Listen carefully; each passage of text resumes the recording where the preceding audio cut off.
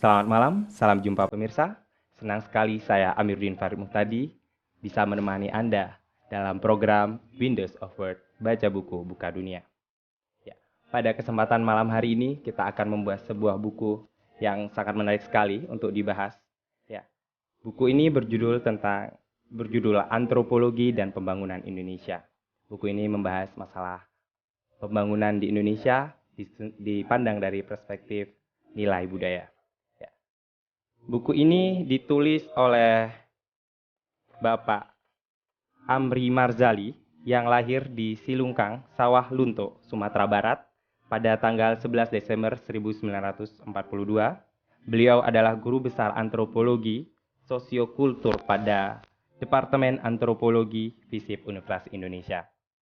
Sebelumnya, beliau juga pernah menjadi dosen tamu di Universitas Malaya pada tahun 1974 sampai 1977 dan program pasca sarjana Sosiologi Pedesaan IPB pada tahun 1994 sampai 1997.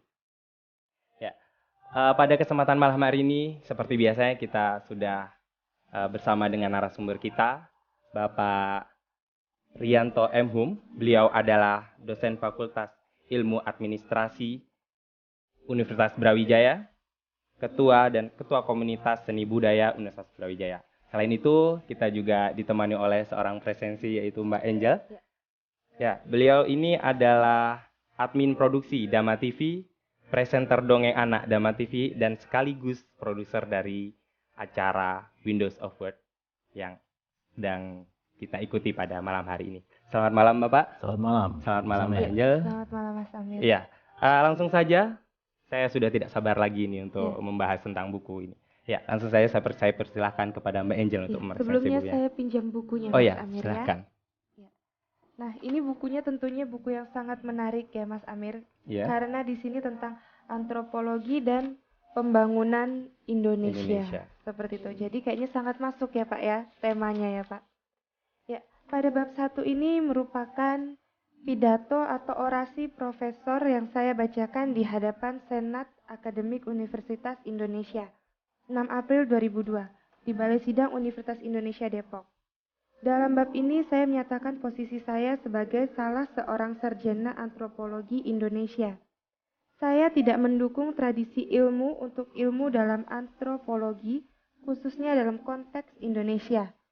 Setiap ilmuwan Indonesia sepantasnya ikut berpartisipasi dalam memajukan masyarakat dan budaya Indonesia. Di samping memajukan disiplin ilmunya, seorang ilmuwan juga berkewajiban memanfaatkan ilmu tersebut bagi kemaslahatan bangsanya secara khusus dan kemanusiaan secara umum. Dalam program memajukan bangsa ini, orang tidak terlepas dari tugas-tugas perencanaan, penetapan tujuan dan target, dan pengukuran keberhasilan.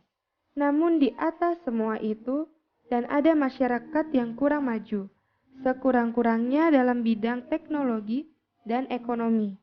Dengan berpikir seperti itu, maka seorang ahli antropologi tidak lagi bisa bertahan dengan prinsip relativisme kultural.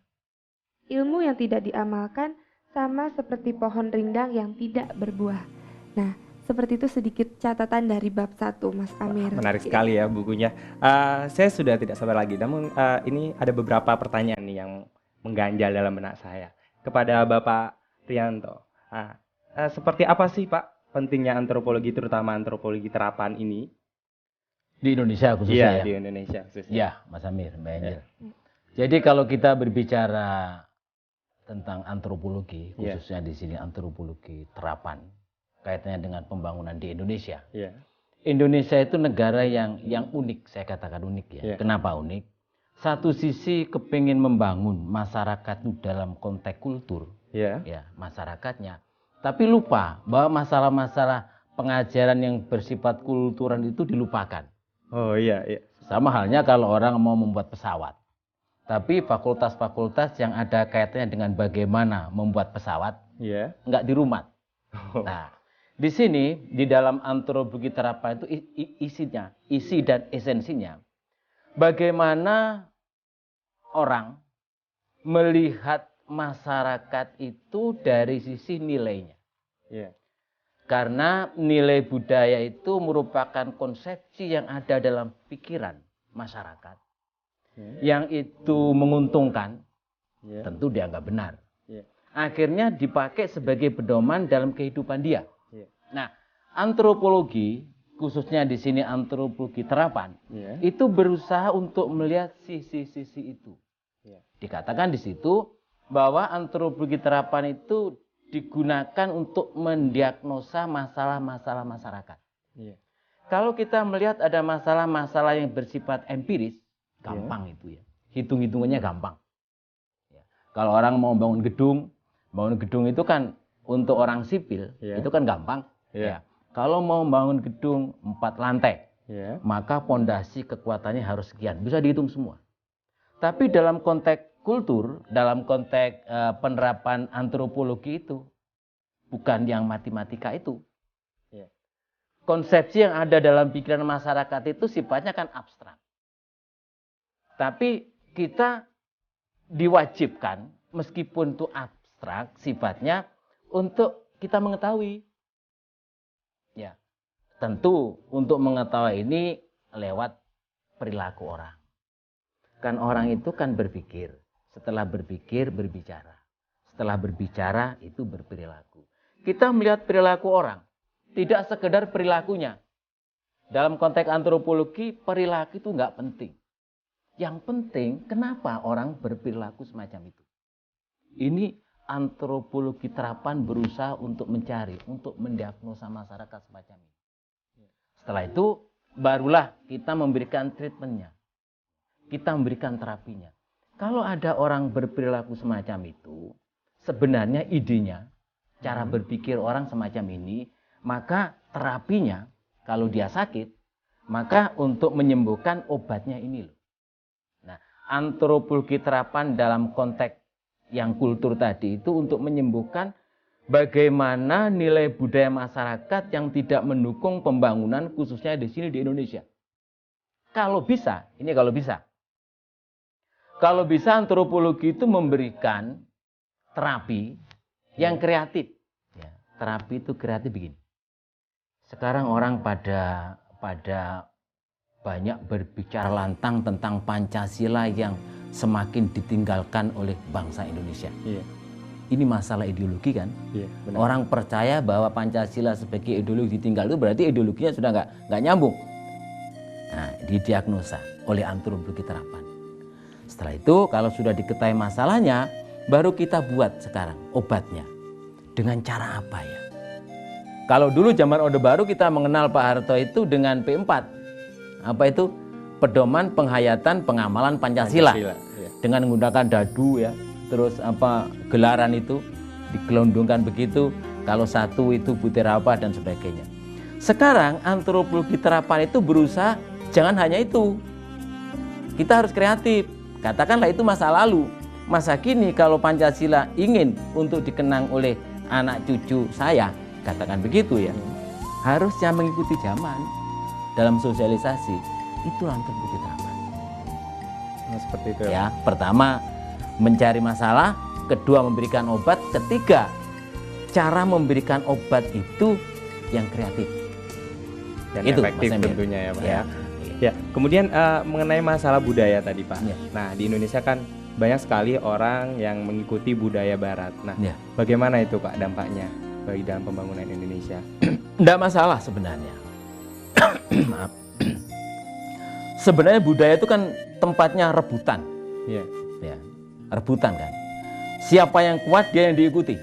Prinsip di dunia kan itu. Apakah yang dari Barat itu jelek dan jelek? Tentu tidak.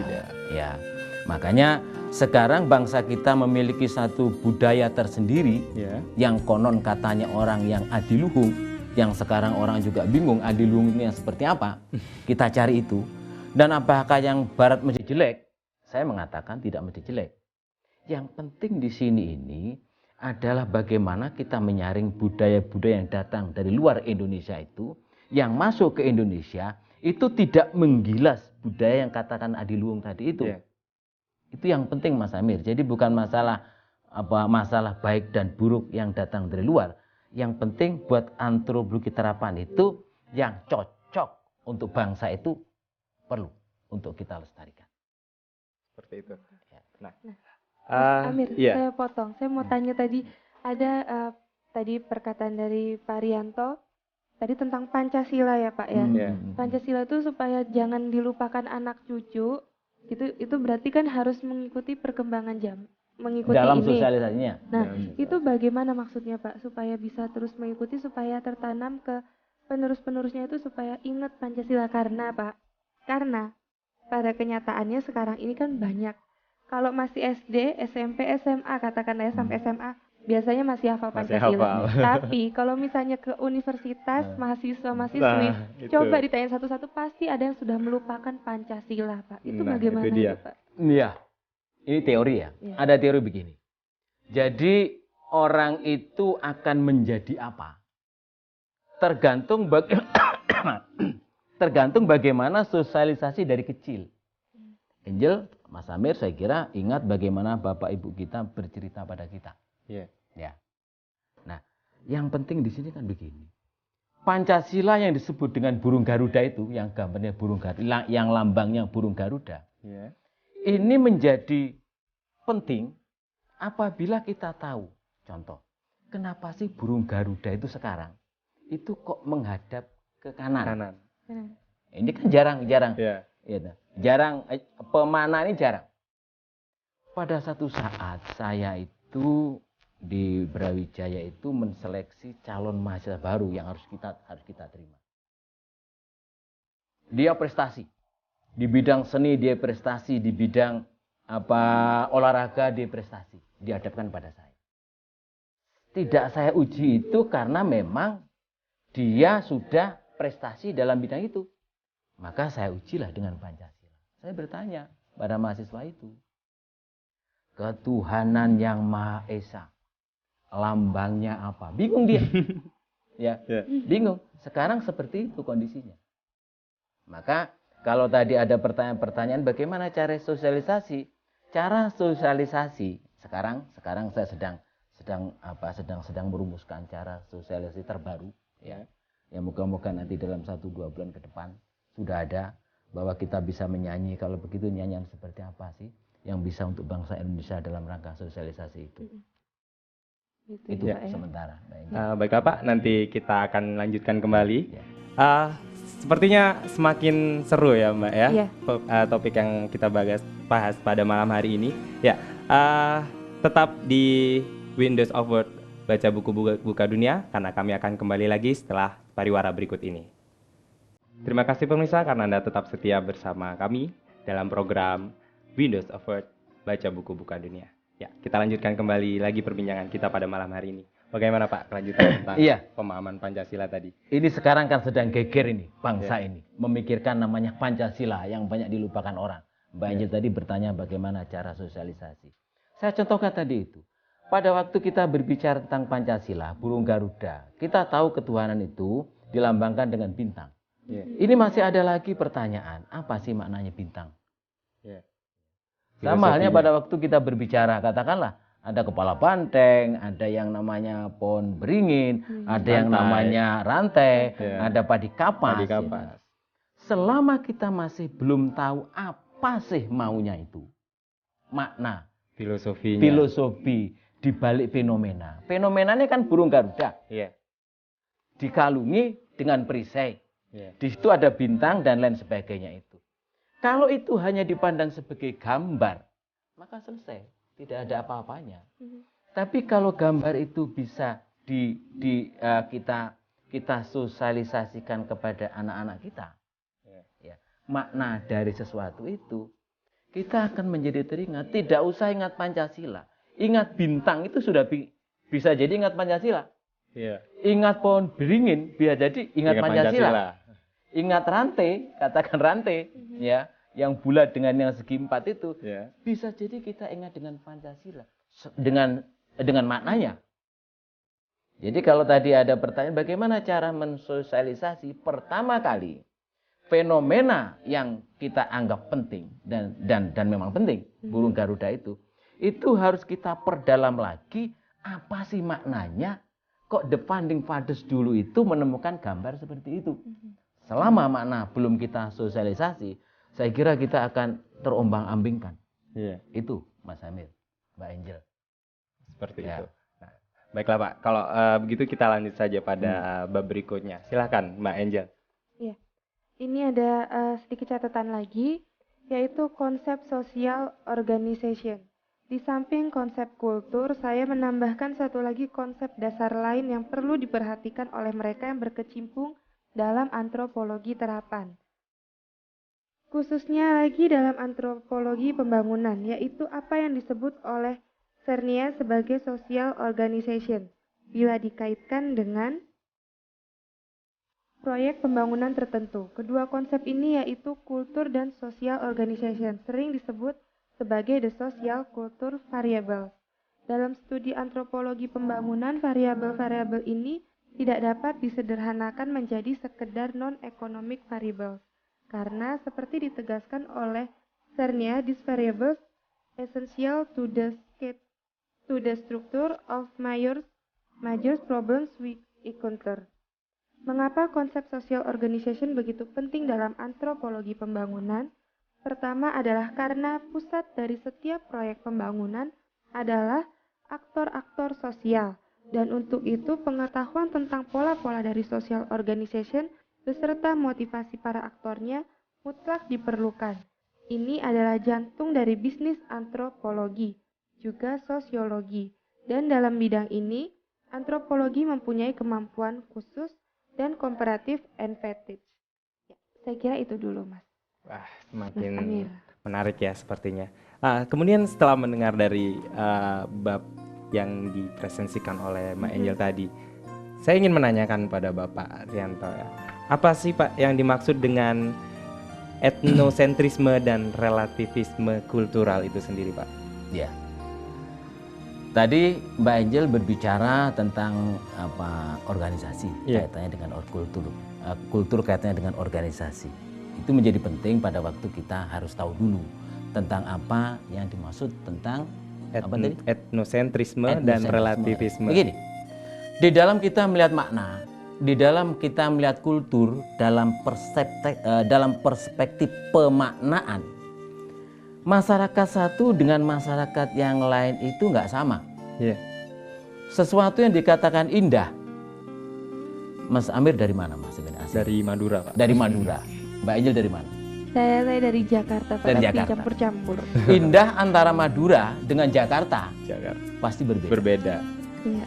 Cantik menurut Mas Amir versi Madura pasti berbeda. Beda dengan cantik versi Jakarta. Menurut Jakarta. Nah, ini yang disebut dengan relatif. Ya. Lah, dalam konsep yang relatif ini di situ ada etnosentrisme. Kalau kita melihat kultur masyarakat, maka janganlah kultur itu kita berikan nilai pada nilai kultur yang lain. Ya, kita tidak boleh etnosentris. Kalau kita mau belajar masalah antropologi khususnya terapan, kita tidak boleh mengatakan Jawa kuwi luwih apik timbangane Madura. Tidak boleh. Etnosentris namanya itu. Madura ya Madura, Jawa ya Jawa. Keindahan Madura adalah keindahan Madura, keindahan Jawa adalah keindahan Jawa. Jangan sekali-kali kita memberikan nilai pada satu budaya dengan nilai budaya yang lain. Pasti di sini akan terjadi clash ini. Nggak bisa. Kalau Madura, katakanlah kalau Madura itu kan kalau orang ada istilah menang cacak, kalah cacak, muntah oleh cacak, kakak. Nah, ini kan bagaimana wujud dari kemarahan orang Madura. Kalau orang Jawa mungkin marahnya nggak semacam itu ya. Hati-hati, lek kowe koyok ngono, besok Gusti sing bakal paring bendu. Sederhana. podo nesune lho iki. Madura marah, Jawa juga marah. Tapi implementasi dari peluapan dari rasa marah menjadi berbeda. Ini yang dikatakan dalam antropologi khusus antropologi terapan, jangan melihat bahwa kemarahan antara orang Jawa dan kemarahan orang Madura ini disamaratakan. Bisa jadi maknanya sama, tapi pengungkapannya berbeda. Ya, kalau Jakarta gimana caranya marah ini? Biasanya agak kasar gitu. Agak kasar. Kasar. Ya, pasti yang keluar kata-katanya langsung sapaan kasar gitu. Orang Ponorogo katakan ya dulu, ya, zamannya warok-warok itu kata-kata kasar itu bagus. Gitu, Pak. Bagus, ya toh? Jadi ya banyak lah kata-kata kasar yang orang di luar warok sana itu menganggap kok kasar sekali ya. Tapi buat orang Ponorogo ya itu biasa. Iya toh? Jadi kalau orang Jawa itu kalau sudah nun sewu ya, kalau sudah namanya misuh ya, misuh itu kan kata-kata jelek. Wah itu sudah orang rendah sekali itu. Ya. Tapi buat orang-orang tertentu sudah misuh biasa. Itu sudah biasa. Katakanlah Surabaya dengan Malang aja sudah berbeda ya Pak ya. Berbeda. Itu makanya dalam kita mempelajari masalah-masalah antropologi khususnya terapan dalam konteks nilai budaya tadi itu ojo digebyah-uyah podo asini. Surabaya, Malang. Lain ladang, lain belalang. Lain lubuk, lain ikannya. Ya, seperti itu. Seperti itu. Ya. Kalau melihat dari segi budaya yang berbeda-beda, apakah mungkin ada nggak Pak kemungkinan kalau misalnya dikombinasikan seperti itu Pak? Ya, kalau kemungkinan ada dan memang ada. Katakanlah pertemuan tadi kan dikatakan bagaimana dengan budaya barat yang masuk ke Indonesia. Nah, kita memiliki bangsa apa aja memiliki bahwa mengalirnya satu budaya terhadap budaya yang lain, di sana ada yang namanya akulturasi. Masuklah menjadi satu. Tapi tidak menghilangkan bagaimana kepribadian bangsa, bahasa, kultur yang ada pada masyarakat tertentu. Makanya Mas Amir dikatakan di dalam antropologi terapan itu begini. Antropologi terapan dikatakan begini. Antropologi terapan itu diantaranya berbicara kenapa sih masyarakat berbeda-beda. Ini kita pelajari. Analisa. Kita analisis. Kenapa berbeda ya? Kenapa Madura kok jadi seperti itu? Apakah ada hubungannya dengan ruang? Artinya ruang itu dengan tanah di Madura, lingkungannya. Ya, dengan lingkungan. Apa ada semacam itu? Yang kedua dikatakan tadi itu kenapa berbeda? Yang kedua, bagaimana itu berbeda? Yang ketiga, dalam perbedaan itu bagaimana hubungan antara individu terhadap masyarakatnya. Kalau orang Jawa dulu ya, saya nggak tahu sekarang. Kalau ada anak muda berjalan di depannya yang lebih tua atau orang-orang yang sudah tua, dia pasti membungkukkan badan begini dengan kata amit begitu ya, nyuwun sewu dan sebagainya. Saya tidak melihat apakah ada perubahan sekarang. Apakah juga yang semacam itu? Nyuwun sewu Pak Le, ya, terus berlalu apa semacam itu. Jadi di dalam antropologi terapan ini kita juga berbicara kenapa masyarakat terjadi perbedaan-perbedaan. Bagaimana hubungan antara individu dengan kelompok dalam keberbedaan itu. Ini yang dipelajari dalam rangka nantinya pembangunan di Indonesia. Itu. Baiklah Pak, kita akan lanjutkan lagi nanti setelah pariwara berikut ini. Pemirsa, jangan kemana-mana karena kami akan kembali lagi setelah jeda pariwara berikut ini. Masih di Windows of Word, baca buku Buka Dunia. Ya, kembali lagi ke topik Bapak. Di sini saya memiliki pertanyaan Pak. Nah, apa sih Pak yang penting untuk diketahui oleh para ahli antropologi dalam pembangunan? Iya, minimal begini Mas Amir. Jadi orang yang bergerak dalam bidang antropologi khusus antropologi terapan di sini ini selalu berpikir begini. Di dunia itu kenapa sih ada negara-negara maju? Kok juga ada negara-negara berkembang? Katakanlah negara-negara yang tidak maju. Dunia itu kan ada yang bagi tiga. Negara maju, negara terbelakang, negara berkembang, negara maju. Ada yang mengatakan negara dunia pertama, dunia kedua, dunia ketiga, dunia keempat. Yeah. Jadi ada yang negara-negara yang potensial tetapi belum efektif, ada yang sudah efektif, ada yang industri, ada yang industri maju. Yeah. Nah, antropologi di sini, antropologi terapan Kusta di sini selalu berpikir, kenapa ada negara maju dan ada negara yang tidak maju atau berkembang tadi itu. Ini kita mencari dari sisi nilai budayanya. Itu yang pertama. Yang kedua, kita juga selalu berusaha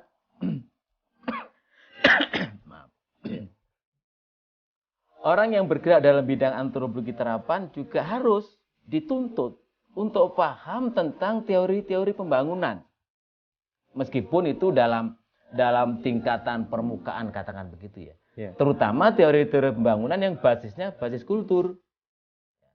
Bukan basis materi, bukan basis struktur.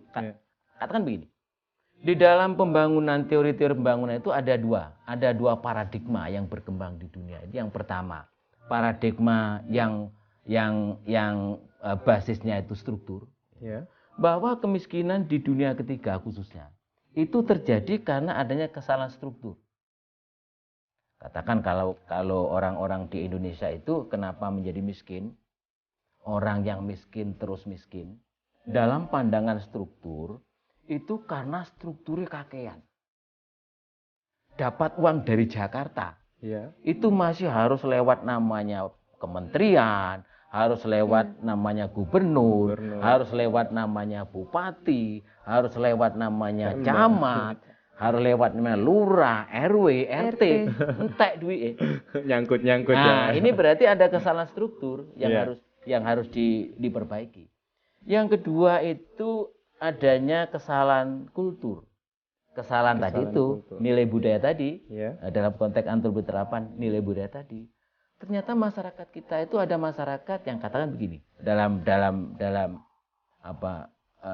kesalahan memahami satu makna yang telah dimiliki oleh masyarakat. Katakan begini. Di Jawa itu ada unen-unen ya. Unen-unen itu apa namanya ya?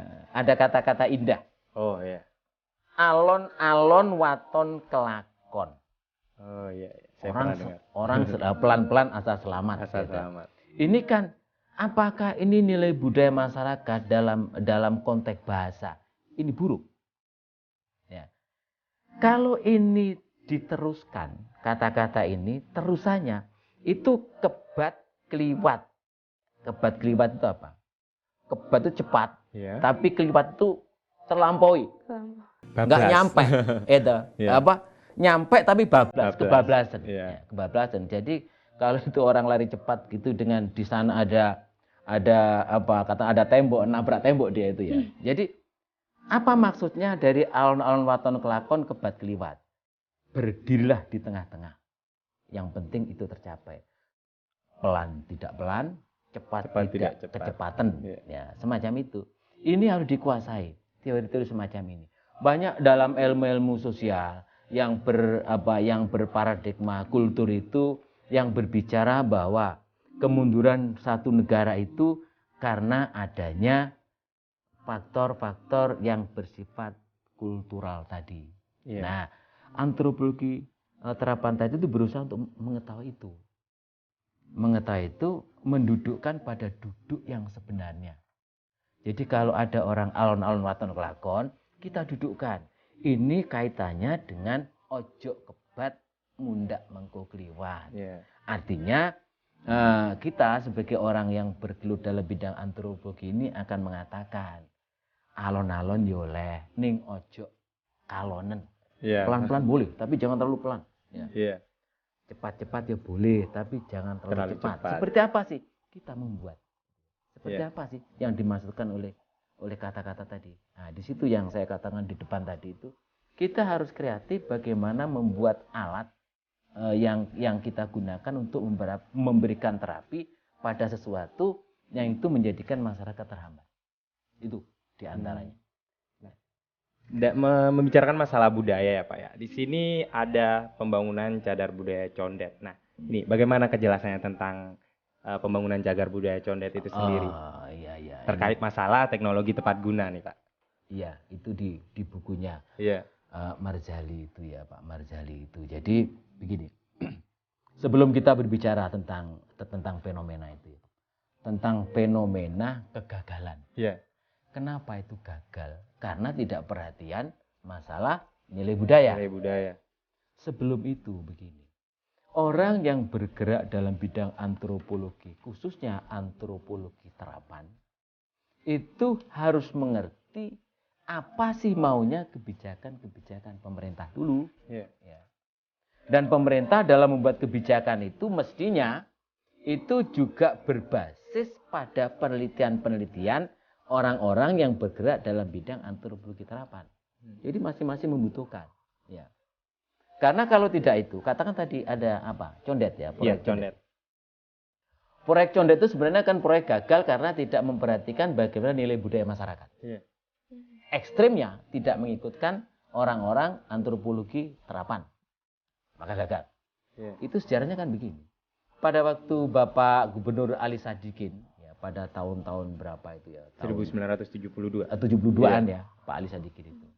Pak Ali Sadikin kepingin membuat satu gebrakan bahwa Jakarta itu harus memiliki satu ikon tentang masyarakat Betawi asli dengan segala macam kehidupannya. Ya, di Condet itu. Yeah.